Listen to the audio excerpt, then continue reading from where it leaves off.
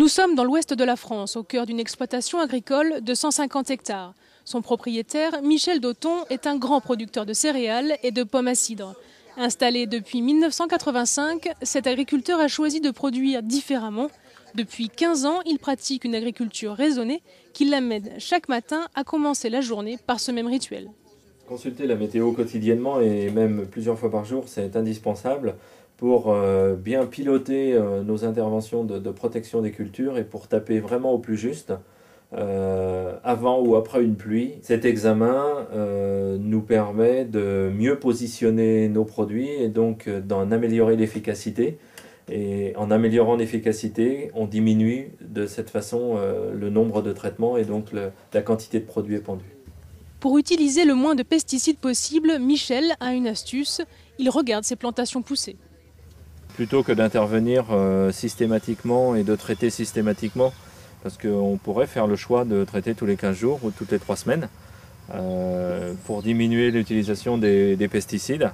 On prend le temps de l'observation régulière pour définir s'il y a présence ou pas d'araignées rouges et donc le seuil d'intervention, savoir s'il y a nécessité ou pas d'utiliser un acaricide.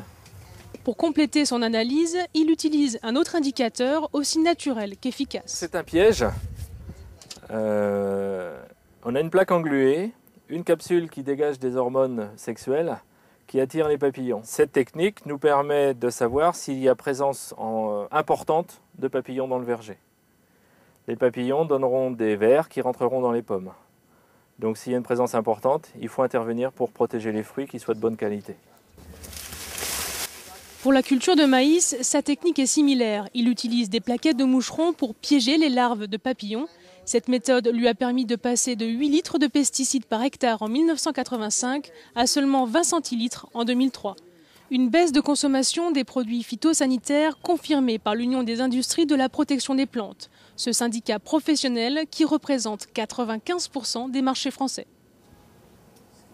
Les quantités utilisées en France ont baissé de 40% entre 1999 et 2006. Il y a beaucoup moins de personnes qui travaillent dans le secteur, donc nous avons perdu beaucoup de collaborateurs.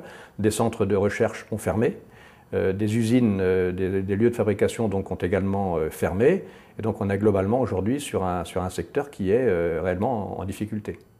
Grâce à ces efforts, la France est passée de la 3e à la 4e place sur le plan mondial, après les États-Unis, le Brésil et le Japon. Elle reste cependant la plus grosse consommatrice des pesticides en Europe. En effet, même s'ils sont de plus en plus nombreux, seulement 30 000 agriculteurs français sur 390 000 pratiquent une agriculture raisonnée.